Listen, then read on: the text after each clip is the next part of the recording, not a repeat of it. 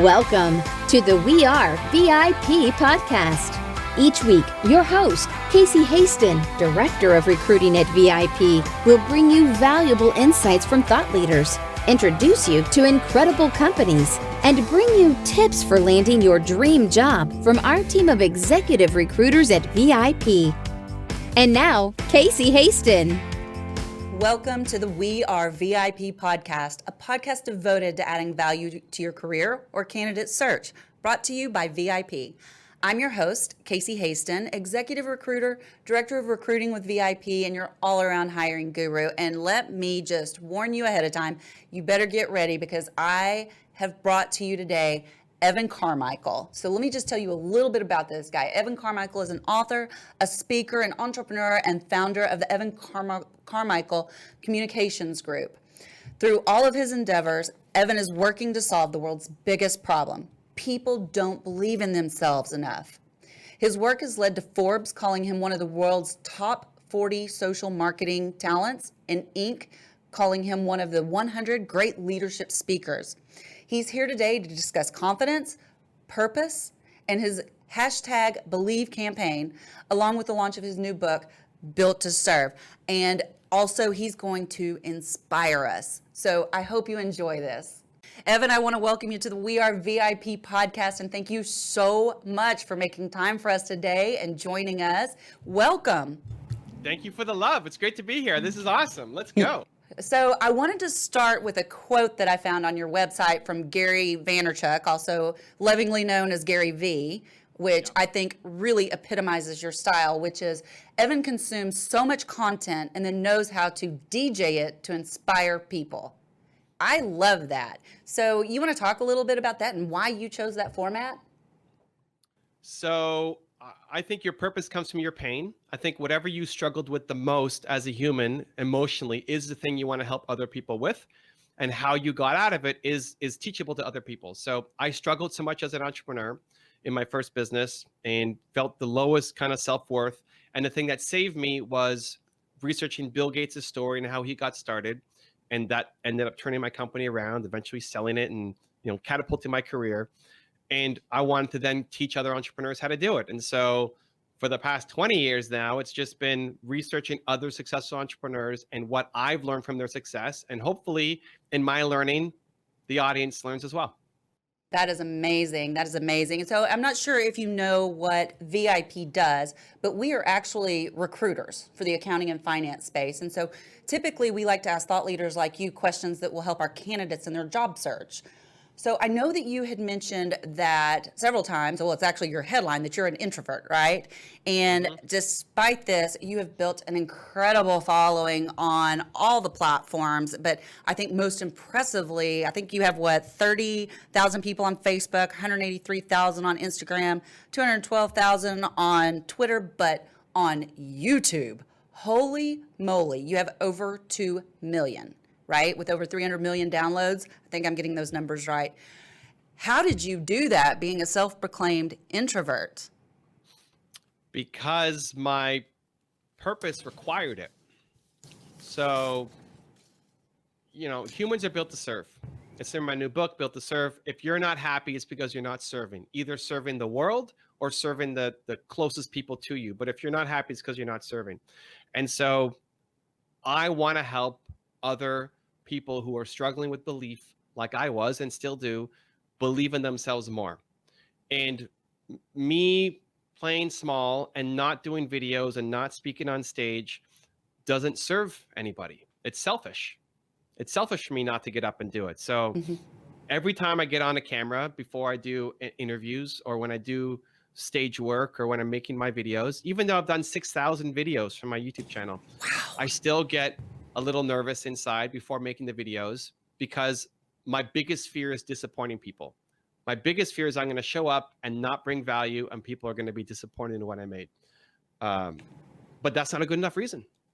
Like, I'm here to serve and so is everybody else. And being afraid is not a good enough reason not to act. Is there a habit that you formed that helps you break through that introversion and make those videos every single day? So one default into service. So I remember I was late last year, I was speaking in front of a couple thousand people in Phoenix, and I blanked out 10 minutes before going on stage. I blanked out. I forgot what I was going to say. And in my head, like, oh my God, Brendan Burchard and Dean Graziosi invited me to come and speak at their event. And I'm speaking after Eric Thomas, and I'm blanking. I just imagine myself getting on stage and having a meltdown and just letting everybody down. And what I did was I peeked from backstage to the audience and I reminded myself, it's not even about me. It's about them. Like, I'm here for them. Stop being so selfish. Get out of your way. You've got knowledge that can help them, and go out there and serve. And so the serving gives me the strength to overcome the anxiety and stress. Plus, I built an identity around, if I say scary, difficult, or hard, that means I have to do it. Oh, I like that. Yeah, those are scary, difficult, or hard are not acceptable reasons not to take action, because you do scary things. Yeah. You love hard. What, you just want easy? Who wants easy? Like, you don't want to just live easy. What does that mean? It means you're photocopying your life every single day. And I think if there's nothing in your calendar that is hard or scary or difficult for the next month, then you hate your life. And so when scary, difficult, hard, if I hear myself say those words, like, hey, you want to go on the VIP show? I'm scared. Now I have to do it just because I do things that I'm scared of. Well, I don't know if you actually said you were scared to come on our show, but if you did, yay, I'm glad, because I'm glad you're here with us today. So talk to me a little bit. So right now I am like stalking all your work since I've been introduced to you. No, I'm not even kidding. It's like I go home at night and I like throw your YouTube videos up on the big TV, and my boyfriend's like, But you know what? One good thing about it, like this last one you had Mel Robbins on there and you had Brene Brown, and I've been talking about these people for years, and he finally got to see them. And so I think I've caused a believer now. So good for you. You helped. All right. We're doing it. I love it. I'm happy that we solved marriage or relationship issues too. Great. Absolutely. Absolutely. So in your book, 254 Confidence, you mentioned that it takes 18 to 254 days of taking action to form a habit. We talked about your habit. But what is something that our candidates or even our clients could do to push through to that 254th day and not quit? So it's figuring out what is the thing that makes you remember your boldness and then do that on a daily basis. So nobody wakes up. I didn't wake up this morning. For anybody who watches my content, I didn't wake up and say, oh my God, it's Thursday. I'm awake. Let's go change the world. Right? Like, I did. Nobody wakes up like that. I'm just kidding. Not wake up I did not wake up. I did not want to get out of bed this morning, I'll be honest. But that's the thing. Like, we look at these successful people and think they must have something different in them, that they're getting up and motivated, and I'm tired. Everybody wakes up the same way. The difference is the people who go and have success have routines and habits where they demand excellence from themselves on a daily basis.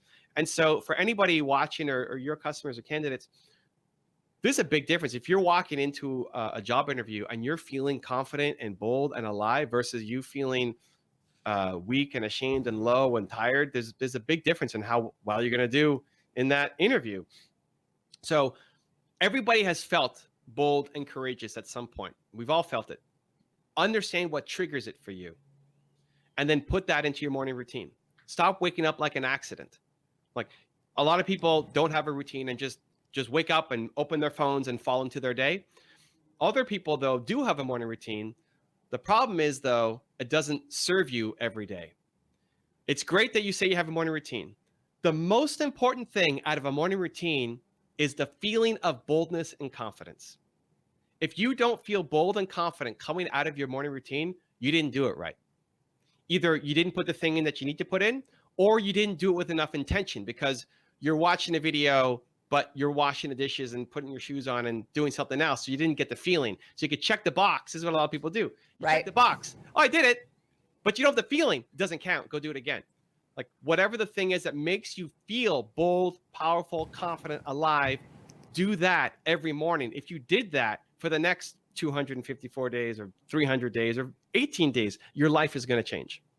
I love that. I love that. And and I'll be honest with you, I've been kind of struggling with my morning routine lately. I've gotten kind of And for so long, I was on track, and I checked the box. I have a full focus planner. I would check morning routine, check, And so I really, but I'm having to give myself a little bit of grace as things change to adjust that morning routine. And I think that that's important that people know that it can change. Sure. What's the thing that makes you feel the most courageous, bold, alive? What is it for you? For me, it is centering myself in the morning so that I can be the best me as I move forward in the day. I call it putting my day in order. But what are you doing? Are you meditating? Are you I do. praying? Or I meditate. So I get up. The first thing I do is I meditate when I'm in my morning ritual. Then I will journal. Then I will make my bed when I'm in the right ritual, because I think it's important to make your bed. Sure. And of course, and then I will either write because I'm working on a book, or I will exercise depending on the day.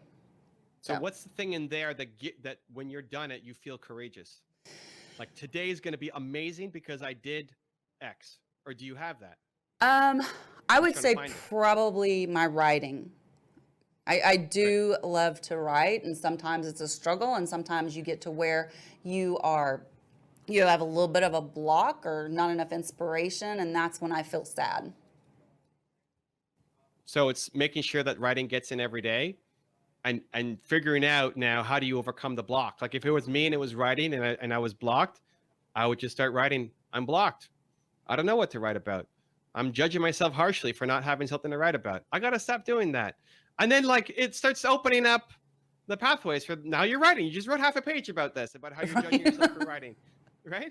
That may be my next blog, Evan. that could be it. That's awesome. Like, here's the thing, like writing doesn't do it for me, but writing does it for you, which is awesome. So what you should do is make sure like that has to be part of every day, is that you write and that you're sitting down and you're writing and you keep writing until you get that feeling of boldness and confidence coming out, because you showing up to everything that you're doing with your show and your work and all the stuff that you're doing, you spend an extra 15 minutes to get the boldness will create a totally different day than if you let yourself off the hook and say, I don't know, writer's block today, and then it's just a blah day the whole day.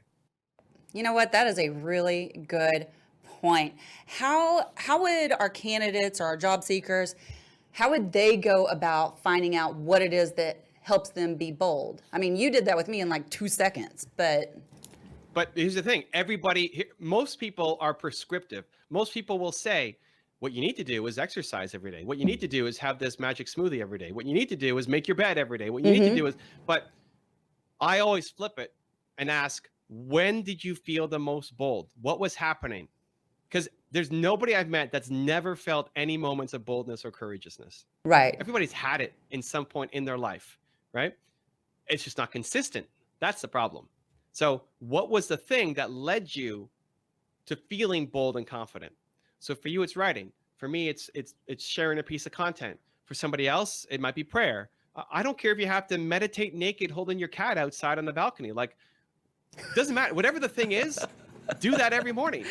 I had a guy who's like, he has his morning purge. So he lives in Eastern Europe.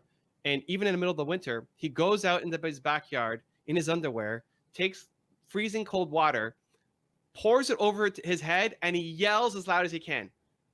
Every morning. And I'm like, that's crazy. And I look at your faces like, this guy's nuts. But that's what he needs to do for him, right? So great. Go do that crazy purge every single morning and it'll change your life. For you, it's getting the writing down, but not stopping it until you get the feeling. Because this is what so many achievers do. Because other people look at your calendar and say, holy cow, she's got it all figured out. She's got the show. She's got this. She's got that. She's doing it. She's crushing it. But you're looking at it and saying, I know I could do better than this. Oh, exactly. This is not, even though you're getting the accolades from other people, think you're doing so much, and you are doing so much compared to them, but it's still not compared to what you know you're capable of, right? And so it starts with that. What is the thing that makes you feel bold? And so everybody listening, what has made you feel bold and confident in the past? Maybe you need to sing in the shower. Maybe you need to put on your favorite music. Maybe you need to buy the coffee for the person behind you in line. Like, I don't have a judgment for what you need to do. You got to cuddle with your dog for 20 minutes. Awesome. Do that every morning until you feel the boldness. And the change of the routine should be like, if you said, I don't know what it is anymore. It used to be writing, but it's not writing for me anymore. And I'm honestly struggling to find it. Awesome. You start injecting new things in the try, right? And if you do not get the feeling of boldness and confidence every morning, you have to tweak and fix your morning routine. I have to tell you, I just want to go to bed right now so that I can get up and do my morning routine. I am like so excited to be bold and confident and go out and just conquer the world, because I mean, this is, I posted, I don't know if you saw it on LinkedIn today. I was telling everybody that we were interviewing you today and that you've got to watch this, because I just knew it was going to be inspiring. And I really felt, probably more than anybody, I was going to be the one inspired, and I am not disappointed. So thank you for that so far. Appreciate that. Even for your writing, like do you write in a journal, like in a book, or how you? I do. I type and I journal. I handwrite. God, I would even start with be bold. Like write it down every morning. Be bold today, and then you write whatever it is that you want to write. So I'll tell you something, and that's beautiful, and I'm going to do that for sure. One of the things that I think is interesting is that part of my morning routine as I'm journaling is I track my mood. I learned that from Mel Robbins, right? Mm-hmm. From the 5-second journal. And one thing I will never allow myself to do is record a bad mood. I will find something to be happy about, because I think that sets the tone for the day, kind of like writing down, be bold, right? If I write in my mood that I'm angry and mad or whatever, I'm going to be angry and mad the rest of the day. Yeah.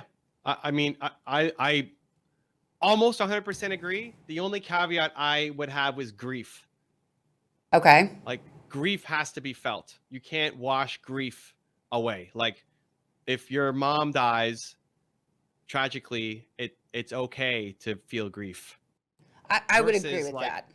Anger, jealousy, hatred, all the other more negative emotions.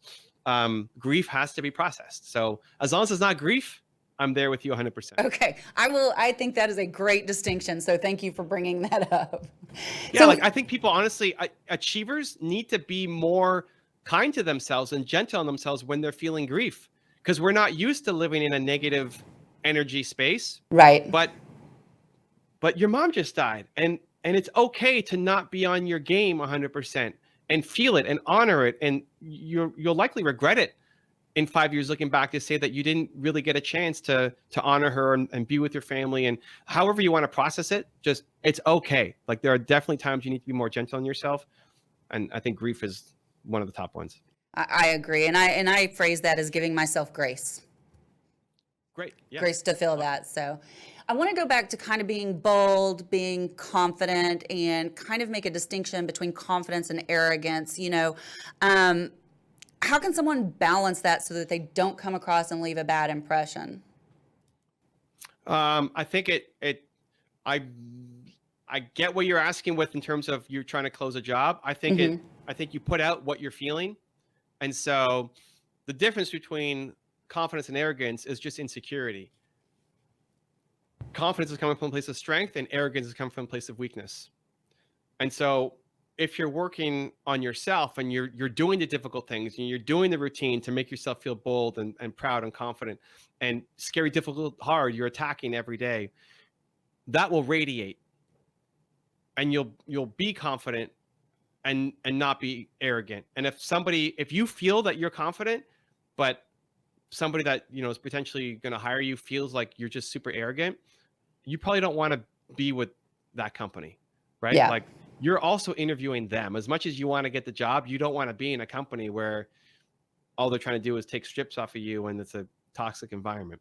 Exactly. So at the end of the day, I have what I call a pillow test. And that's when you put your head on the pillow at night. Are you proud of the effort that you put in today? Did you do your best today? Whether it worked out or not. Like maybe you went on 8 different interviews and you got rejected on all of them. Are you proud of the effort that you put in today? Because if you're proud of your effort every day, that's where self-love comes from. That's where self-confidence comes from. It's when you know you're capable of doing more and you took the easy path and you took the safe path instead of doing what you wanted to do, but you were afraid. That's when the self-doubt comes in. That's where the arrogance can come out as a protection mechanism. And so if every day you were proud of your effort, like if you started your morning with the thing that made you feel bold, powerful, confident, and you ended your day with the pillow test and said, I'm proud of the effort I put in today, Everything else takes care of itself. I love that. Okay, so really quickly, I know we're getting a little bit short on time, but tell our audience why you have a bag of Doritos in all your videos, please. Oh, yeah. So I got my Doritos, and this is a big bag of Doritos. This is like the Costco half human size, and this ties back to I do difficult things, and so when you're on a diet or trying to stay healthy, the common advice is get rid of all the junk food. Get rid of it, get it out of your house, clean out your kitchen, just don't have it around you. I think, and I'm a weird duck, so I'm not necessarily saying this is prescriptive for other people, but for me, I interpret that as I'm telling myself that I suck, that I am not capable of being around the Doritos, so the Doritos wins, and the only way for me to stay away from it is to have them nowhere near me. And then what happens? You go on vacation, you go on a cruise, you go to an office party, you're out of your perfect bubble environment, and then you fall apart and you're just eating everything.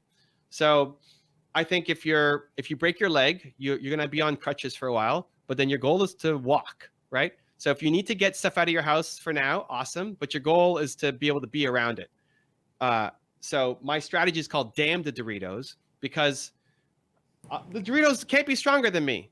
I'm looking at them. My mouth is watering like crazy. I just want to eat that entire bag right now. Doritos are my weakness, right? Like I want to eat that thing. I haven't even eaten all day. I'm on OMAD, so I eat once a day. Now talking about food at like 5 o'clock in the afternoon for me, I just want to destroy that whole bag. But I'm so pumped for myself that I'm not eating that bag.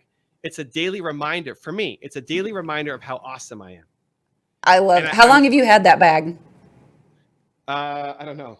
That one's probably a while. But it still makes my mouth water. And so this is where I'm different from my contemporaries. So Mel Robbins, I love Mel Robbins. She's got a tip for the phone, like put the phone in the kitchen instead of in your bedroom. So when the alarm goes off, you have to get up. I think, again, it's like you telling yourself that you suck, that you're not capable of just turning the phone off and getting up, that you have to have this hack that makes you go out to the bedroom. I hate doing things that make me feel weak, that make me feel less than, that make me feel like I'm a loser. And I want to do things that make me feel strong, that are difficult. So I don't have a problem with snooze and alarms, but if I did, and I'd have to have the phone right next to me, and I'm just going to get up, and then I'm going to celebrate the heck out of that, right? So I look at the bag of Doritos, and it makes me feel amazing. I love that, and I knew that story, but I still wanted you to tell us in person what that story was. So very quickly, I do want to ask you our VIP questions, because we ask these of everybody, and I love to hear the answers that we get. Let's go. If you were chosen to be one of the first colonists on Mars, what 3 things or people would you take with you? My wife, my son, and my dogs, probably. I'm not coming back, right? You're not coming back. Mars. Yeah. Yeah. Okay. My wife, my son, and then my dogs. You're going to lump your dogs in as one object? Oh, do I have to pick a dog? Wow. Okay. My wife, my son, and I'm going to let her pick which dog to bring. That's very smart. This question kind of goes back to what we've been talking about, but tell us what is one thing you do every morning to set your day up for success? I've got a bunch. I'm trying to think like what would be a really cool or different one. Thinking about service, right? Like it's so easy to get complacent as an achiever. So thinking about like what I do today has to matter. I want to create something meaningful that's going to help impact other people's lives today, and putting that pressure, like tomorrow is a different day. Today, something important has to happen. I love that. I think, and just to kind of piggyback on that, my goal every day when I get up is to give value in some way. So that's what I try to do. And I'm working on my one word, by the way. I'm about halfway through your first book. So okay. I'm getting there. What's coming? Like what's bubbling? What's coming? Giver. Up? Giver. Yeah. Well, you just said give value. Yeah. Yeah. But here's the thing. Like if you're talking about what's going to help you feel bold, powerful, confident, alive, the writing is great, but you have to transition to giving somehow. Yeah. And I always, that's the whole point of this podcast, is to give value to our candidates and clients. So Final No, but question. like giving has to be a part of the morning routine. Oh, okay. I'm gonna have to think about that. Yeah, whether that's actually giving in terms of like you're going to take a call with somebody and mentor them, or you're going to buy the coffee for the person behind you in line, or you're just going to meditate and pray for somebody. Like I'm thinking of somebody in my head and I want them to have love today, and you're like focusing your energy on supporting somebody else. Giving will make you feel so much more alive and has to be a part of your daily routine. Okay, that makes a lot of sense. By the way, have you read The Go-Giver? I do. Yeah, I love the Go-Giver. I love that. That's me. Okay, that describes me. So, okay. Final question: if your life's work was being summarized in a headline or in a news article, what would your headline be? I would just call it Believe. Of course you would. Hashtag Believe. Hashtag believe. Yeah. Evan, Believe. I'm so excited to share you with everybody. I've been talking about you nonstop since I was introduced, but how do people find you? So I think if you're looking for the books, Built to Serve is the newest one. You can go to Amazon, easiest spot to get it. If you're looking for social media content, YouTube is my biggest platform, but wherever you're hanging out, I'm probably there, and come by and say hi. That is awesome. And it's just the Evan Carmichael YouTube, right? I've Your got YouTube channel? 12 channels or so, but the main one is just Evan Carmichael. That's the one a little bit at a time. I'm trying. I'm getting there with all your content. Great. No pressure. Well, Evan, thank you so much for being here today. And I just have one last thing to say to you. Ooh, okay. You are a VIP. Yeah, baby, we made it. It happened. And that's a wrap for today. Join us next week here on the We Are VIP podcast. We'd love to know how we can help you be a VIP. To find out more, log on to wearevip.com.